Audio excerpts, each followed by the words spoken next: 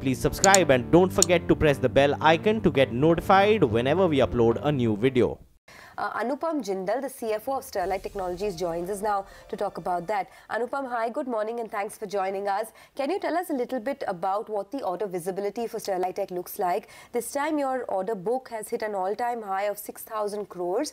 How is the demand situation and what can we expect through the course of the year? Yeah, good morning.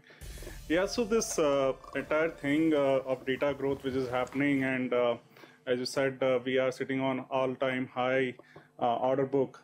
So essentially the 5G, fiber to the last mile, and the entire thing about national broadband, which is happening all across the country and the world, is driving the fiber growth, and that is driving the overall industry. Sterlite, being a global player, again is participating in that high growth industry.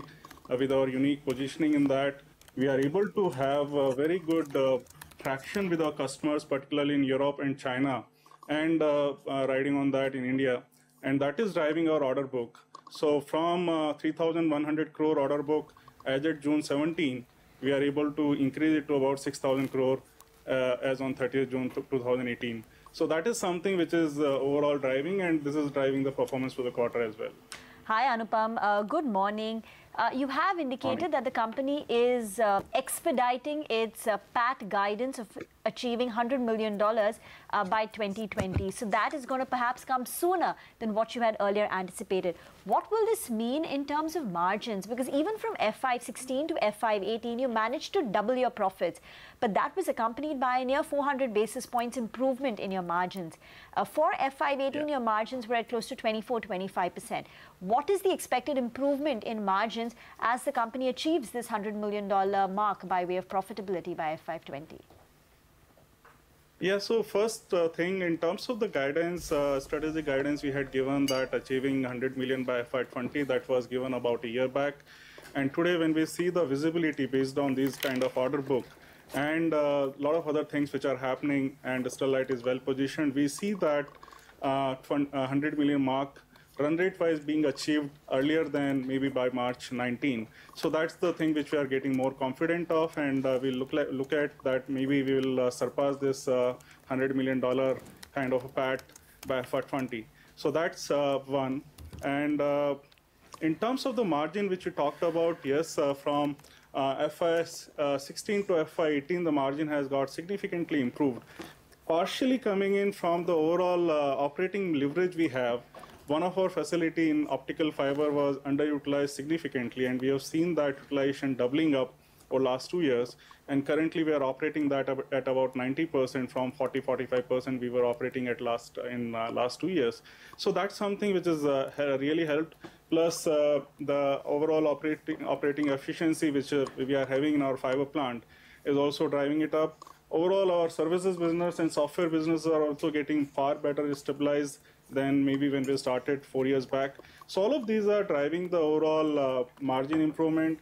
As far as the future outlook is concerned, I think I would still say that 24-25 is something which we can see in the near future. No expansion in margins over the medium term. Yeah, yeah. Okay, 24-25% is what you're expecting to see in the near term in terms of margins. Tell us a little more about the Metallurgica acquisition. What will it bring to the table over the next few quarters? So far, Sterlite plus Metallurgica revenues stand at close to 3,600 crores at the end of last year. What can we expect over the next 2 years? And any more acquisitions on the cards to reach this $100 million profit figure by FY20? Yeah, so in terms of this Metallurgica, it's a Europe-based company, primarily into communication cable, both fiber and a small bit of copper cable also. So that will be a strategic addition, and since Europe is a large market where we are having 27% of sales coming in from Europe market, so this will become a strategic hub for serving those customers from there, and also brings in a new set of customers where we didn't have access to. So in terms of the revenue growth, it will have its own revenue growth, like 47 million euro of last year, which it delivered. We are expecting that it will definitely go. We don't have any number right now, but in terms of the capacity utilization, it was at 60% on fiber side, primarily because it didn't have access to fiber. we coming in, I think that will be an immediate opportunity for us. We are looking at a substantial growth in line with what we see in our company, because with the Sterlite coming in, it will be able to serve the local market far better through this acquisition, and it will definitely add to revenue as well as bottom line, and we have communicated that this will be immediately accretive to the EPS of the company.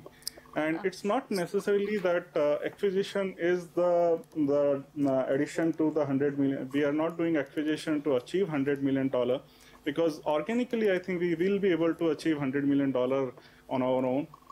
In terms of the further pipeline, I think that we continue to looking at our strategic need on the product side as well as on the systems, system integration and software business side. In fact, on that subject, can you break up your order book of 6,034 crore into products as well as software services? Yeah, so essentially the 6,000 crore is consisting of 5,000 of order book from products, which again is coming in largely from Europe, China market, where we have access to large customers, both on digital service providers and telecom service. And then we have some part of the orders from telecom operators as well. The system and system integration and software business is about 1,000 crore. Within that, roughly about 250 crore on software side, 750 crore on system integration side.